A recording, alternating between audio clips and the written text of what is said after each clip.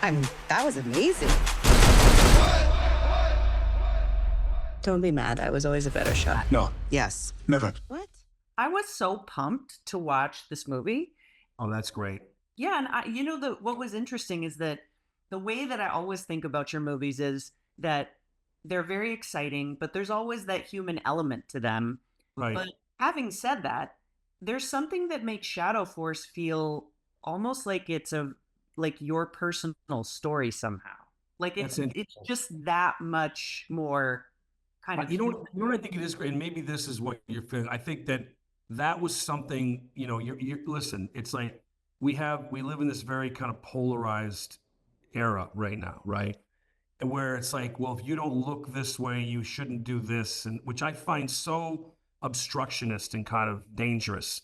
Artistically, as particularly, like I don't like that. It's like I understand. By the way, I understand the need for various voices and people that look. Listen, I grew up at the edge of the North Bay in San Francisco. I had the most ethically rambunctious, wonderful group collection of friends, right?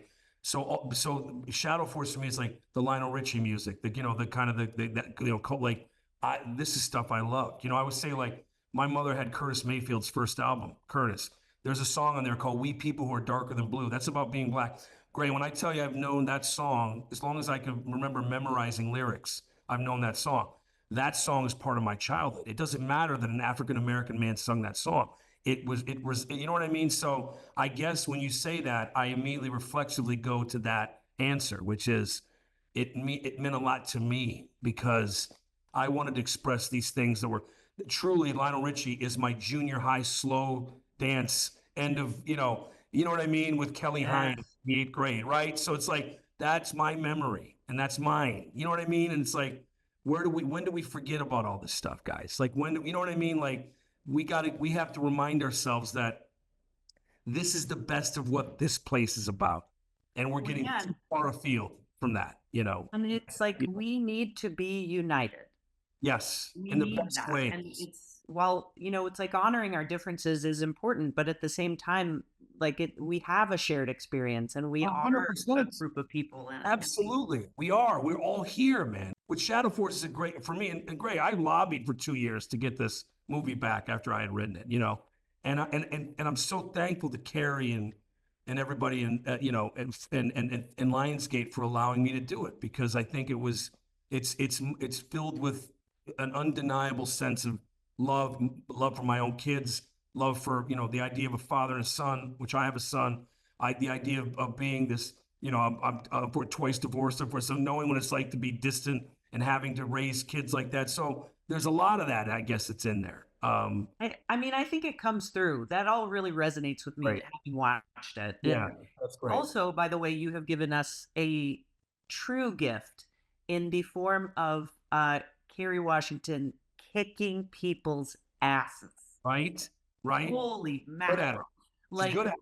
Yes. So for people who have not yet seen the magic of this, can you talk about the wonder that you had to have experienced when you first see her taking down people like guys twice her size? Well, and also listen, when you see Carrie, her character in the first, 3 minutes of this, headshot a guy, across the way, we have no, you know what I mean? Like, and you're like, oh my God, like here we are, right? It's like, but also Carrie, Marco Morales, who's the stunt coordinator on the movie, very early on, he was a former pro fighter.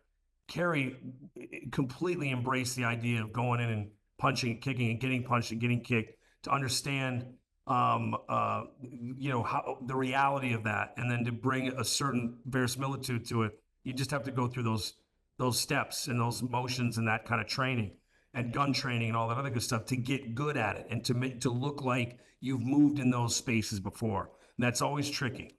And oftentimes you'll see somebody in a movie with a gun and you realize, the armor handed it to them 30 seconds before. They've never, you know what I mean? They have no real time with that.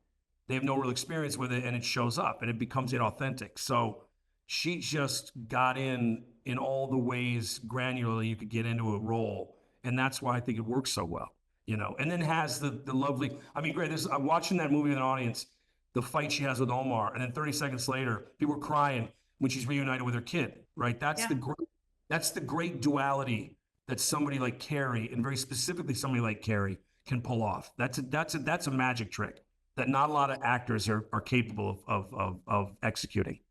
Well, and because this movie felt like so personal, but it was also so kick-ass, I started to ask myself, like, which superhero property is Joe Carnahan really passionate about? So the internet, in a weird twist of fate, showed me your Daredevil Right, right. kind of mood reel. Yeah. And I was like, what other properties are you really passionate about? Because I definitely think that you nailed the mood of Daredevil. You know what, great. You know, it's funny. I had my Daredevil was a trifecta, and it was Daredevil 73, which was classic rock, Daredevil 79, which was punk rock, Daredevil 85, which was new wave. Those are my movies, right? So I think for me, you know what it is? It's like the A-Team was as close as I ever came to like a guy with a cape, and then I made this movie El Chicano that just died a horrible death, but it was a really cool kind of like a Latino Punisher kind of a thing. But like, I guess I think those are movies I love to watch and want nothing to do with. Like, I love Star Wars. I don't want to make one. And also, I don't think they'd let me anywhere near it. The truth is, you don't get the keys. You don't get to sit on the boat. It's like, so I think that like you're talking about, I enjoy the execution of those, and you know what I mean? And like a fan, like sitting in a theater and watching them, but like, is there stuff, would I still think of something like Daredevil, but Daredevil is a blind guy that has this extrasensory thing. Like, I'm interested in that, like the kind of the street level, guys that aren't really blessed with anything other than this. They've been deprived of something, so they have this extrasensory skill. I like that Totally. stuff. Yeah. Have you been watching the show at all? You know what's funny? I'm so kind of. It's funny, on Rip, this movie we just did with Matt Damon and Ben Affleck, which we just saw it last night with an audience grade. It went bananas. It was great. I'm in such a good mood today because I was so chomping my fingernails to the quick yesterday. But like, my buddy Chris Cassiano, it's based on his stories, that he was a tactical lieutenant. He's for my kind of rap gift, he gave me Daredevil 181, which is the death of Elektra, and it's like rated a 9.6 in this plastic. Oh, And that was great for me. The comic book, when I was a kid, I was probably 12, just about to turn 13, when I read that, and I remember feeling like I was seeing something that I shouldn't be seeing. It was Frank Miller. And it was this like that panel where she's impaled on her own side. And I remember having a physical, like emotional reaction to that, going, that's his girlfriend. You can't kill Daredevil's girlfriend. And then him throwing Bullseye off a roof and paralyzing him. I'm like, that was like, what? So I guess those things are so I guess that's a dodgy way of saying it's hard for me to get into that. And I think I got my heart broken by not being able to do it. And I know sure. Fox is great. My buddy Dario Scartapani runs the show. I should have I love Barenthal to death. I should have better reasons for not having seen it. But I don't, it's just like, I think there's certain things like, the original Willy Wonka the Chocolate Factory is such a dear. I can't watch any of the new. I can't watch anything that's like, I can't. It's just like, there's certain things that are like sacrosanct. Like, I can't do it. I know, I get that for sure. I have to get out of here, but It's okay. I could talk to you forever. Thank you. Oh, great. We can stand a couple. I mean, if they're going to squeeze you, you have to have 10 minutes. I have no problem. I can take a couple more questions. It's up to you. Oh, that's great. I actually like. I wanted to know. This is. Do you have any Ray Liotta stories that really linger Oh, with you? boy.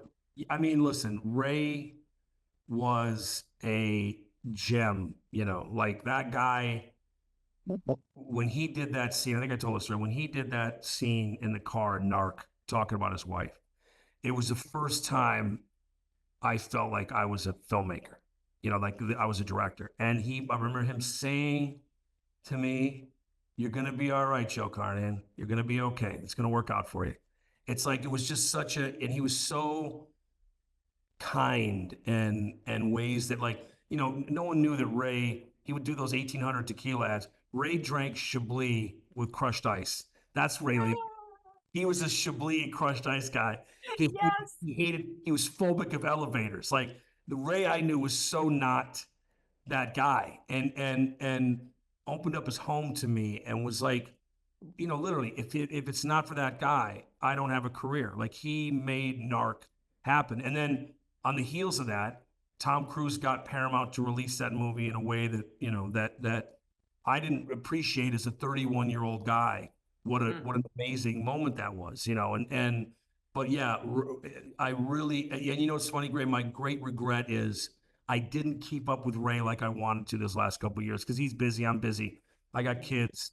He's doing his thing, and I wish, and I reached out to JC, his widow, and wrote this kind of long apology, but just what he meant to me, and him just showing up and being great, and the BMW thing and Smoking Aces and Stretch, like he was just always and with an unbelievably brilliant sense of humor.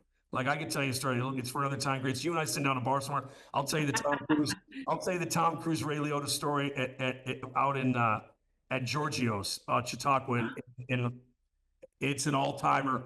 I could not tell that in mixed company. Understood.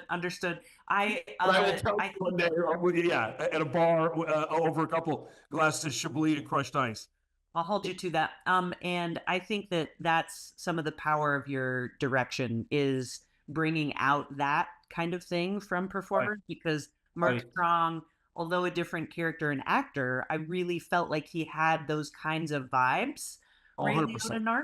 Like, I definitely was like, ooh, you're good with the bad guys. Yeah, you know what? It's listen, because we live in such an age of unfortunately, these caricatures of horrible, immoral bad guys are now, in charge of stuff. And it's like, it's not as, you don't want to feel like someone's a total sociopath or a monomaniac or what have you. And we have those types now in abundance. But when you get a guy who has the subtlety and of like a Mark Strong or Ray Liotta and can kind of, color inside and outside the lines very deftly.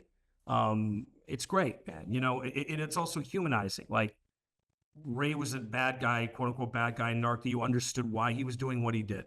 Yeah. Flawed, deeply flawed, but there was a reason behind it. And in his mind, it made sense. It was justified. That treatment, that awful way that he chose to, but we went on. I get it. He was trying to protect this girl at all costs, and I think I like that. I prefer villains to be a little, you see listen, the best ones you feel for, exactly, like nuance. They're nuanced, but you feel for them, and that's the trick in all this stuff, is to feel for them. Exactly. Oh, it's so good to see you. Thank you so much. You too. Come on, we can't let 6,000 years pass again. Never again. We're gonna meet up in that bar soon. It was great. Thanks for talking, man. I really appreciate your time. Good to see you. Congrats. Me and you too. Okay. Bye-bye now.